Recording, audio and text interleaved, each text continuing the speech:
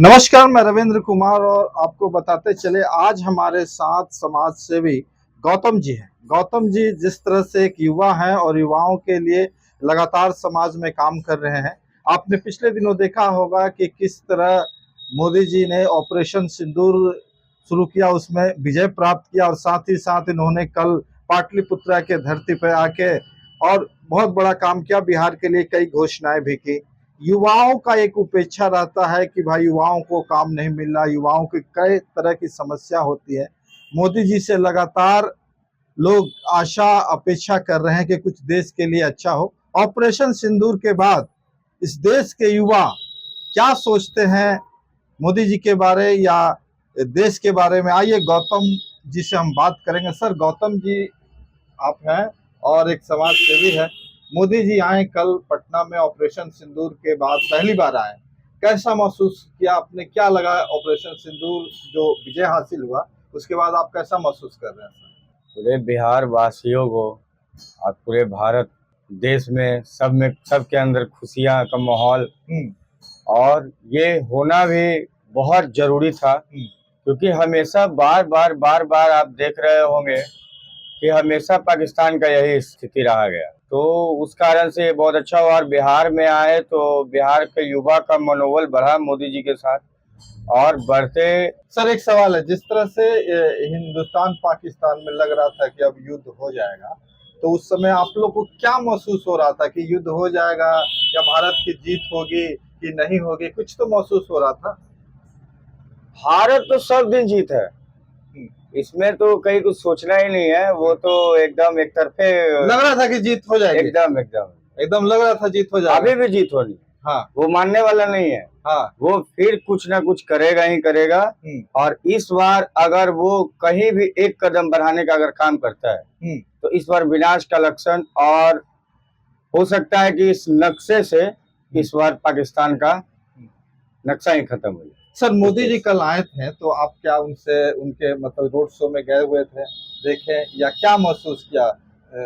मतलब नजदीक से देख पाए क्या? बहुत करीब से हमने उनको देखा जी, वो एकदम इस कलयुग के भगवान नजर आते हैं। जी, जी, जिसमें कहीं कोई दो राय नहीं है। जी। और उन्होंने जो भी किया सब बढ़िया कर रहे हैं और गांव गांव तक अपना जो भी है पहुंचाने का काम करते हैं। बिहार में इलेक्शन हो रहा है, जिस तरह से आप देख रहे हैं, तो क्या लगता है अभी जो मतलब सरकार है, जदयू और भारतीय जनता पार्टी की सरकार है, लेकिन आने वाले समय में क्या लगता है भारतीय जनता पार्टी और जदयू की सरकार फिर बनेगी? उस तरह का माहौल बन रहा है कि फिर जो महागठबंधन है उसकी सरकार बनेगी? एनडीए की सरकार ही बनने जा रही है। एनडीए की सरकार बनेगी। अच्छा, युवाओं को क्या मतलब चाहिए सरकार से? युवाओं को क्या चाहिए? युवाओं को सरकार से स्वास्थ्य हो, रोजगार हो और शिक्षा की अच्छी व्यवस्था हो। पहले की अपेक्षा युवाओं के लिए आप कुछ अच्छा चीज देखते हैं क्या? इन युवाओं के लिए कुछ अच्छा हो रहा है सरकार की तरफ से? पहले से तो ज्यादा बेटर है कि अभी आप देखिए जहां भी निकलिएगा मार्केट में या कहीं भी देखिए तो हमारे घर के युवाओं का बहुत ज्यादा योगदान रह रहा है और किसी भी क्षेत्र में वो आगे बढ़ रहे हैं। डिजिटल इंडिया की बात भारत सरकार करती है, जो डिजिटल हो रहा पूरा, तो ये सरकार में डिजिटल हुआ तो डिजिटल जो इंडिया है वो आपको कैसा लग रहा? हर चीज डिजिटल हो रहा है। ये जरूरी भी था और बहुत अच्छा हुआ ये कि आज आप देखिए कहीं भी राशन आपको पहले मिलता नहीं था। जी, आज देखिए बिना आपके अंगूठा का राशन को चुरा नहीं सकता। जी, जी, जी, वो वापस लौट के फिर चला जाएगा। जी। आज हमारे युवा हैं, बुजुर्ग हैं, तो जो भी सरकार का फंड है वो डायरेक्ट उनके खाते में आ रही है। तो वो कहीं ना कहीं डिजिटल के कारण बहुत अच्छा ग्रोथ है। सर, वंदे भारत ट्रेन और कई तरह के ट्रेनें बिहार को मिली है। पहले भी आप बहुत सारी ट्रेनें की सुविधा के बारे में आपका क्या ख्याल है? किस तरह से बिहार तरक्की कर रहा है?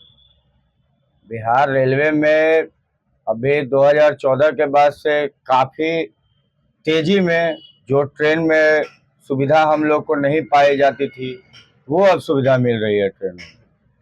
पहले समय भी ज्यादा लगता था, अब तो लगता है कि कहीं कुछ दूर नहीं है। जी, जी।